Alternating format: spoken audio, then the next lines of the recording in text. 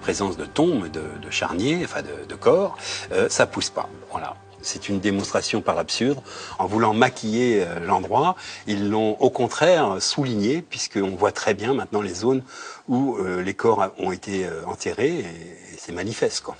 Et en tout cas, c'est impossible de cacher ça, quoi, autrement que d'empêcher tout accès à cet endroit. En 2001, alors que la justice française cherche à en savoir un peu plus sur ce PF3, l'affaire Ben Barka est subitement relancée par les pseudo-révélations d'un certain Ahmed Boukari, soi-disant ancien membre des services de renseignement marocains. Sur la base de l'article choc de l'Express publié en 1966, cet homme accuse Mohamed Oufkir, ex-bras droit de Hassan II, d'avoir poignardé Mehdi Ben Barka et fait dissoudre son corps dans une cuve d'acide. Schéma à l'appui. L'acide, c'est du cinéma. Un corps, pour disparaître, même dans l'acide, c'est plusieurs mois, parfois 8-10 mois, d'après les spécialistes de ces produits. La cuve d'acide très cinématographique ne convainc pas grand monde. Par ailleurs, Boukari va commettre une erreur.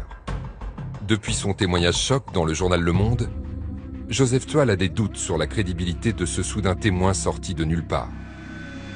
Son flair va l'amener à le confondre, un an plus tard, lorsque Boukari décide de raconter sa version des faits dans un livre.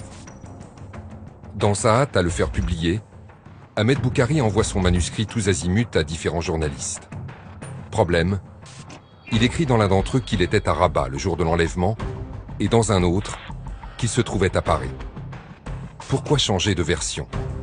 Quelle est la bonne? Joseph propose à un de ses confrères d'aller l'interroger au Maroc. Joseph Tual m'a dit qu'il avait lu en partie votre manuscrit. Il trouve que c'est intéressant. Donc certainement. Il sait que dans votre manuscrit, il est écrit des choses particulières, avec en petits carreaux, donc à la main, etc. Oui. Dans ce manuscrit, lui, il a lu que vous étiez à Paris. Non. Et vous dites que vous étiez à Paris. Non, non, c'est pas vrai. C'est pas vrai, ça. Il me dit, je l'ai lu, et il m'a montré les parties où il y a marqué... Il y avait quelqu'un qui était chargé de la surveillance de bouche sèche, et c'était moi. Oui. Non, c'est pas vrai. Mis face à ces contradictions, le prétendu témoin perd ses moyens. Ça, je ne veux pas parler de ça. Je vous l'interdis complètement de parler de ça. De parler de quoi? De ce que vous venez de dire. Je vous prie d'arrêter ça, de ne pas filmer ce que je dis actuellement. D'accord. Voilà, et je vous demande d'arrêter tout de suite. Mais vous avez eu suffisamment de... Bien sûr, non. Mais moi, je voulais simplement... vous demande d'arrêter immédiatement. Voilà. Parce que Joseph nous a dit que... Voilà, je vous demande d'arrêter immédiatement. C'est une interview qui n'a jamais été diffusée, malheureusement. Et son attitude pendant l'interview, là, est-ce qu'elle... elle est claire, il veut surtout pas qu'on en parle de ces deux versions, parce qu'effectivement, ça fait tomber tout son témoignage. Enfin, c'est pas possible, le don d'ubiquité n'existe pas, jusqu'à preuve du contraire, il ne pouvait pas être à Rabat et en France en même temps. Le mensonge de Boukari discrédite totalement son témoignage. L'homme a-t-il été manipulé par les services marocains pour faire oublier les mystères du PF3?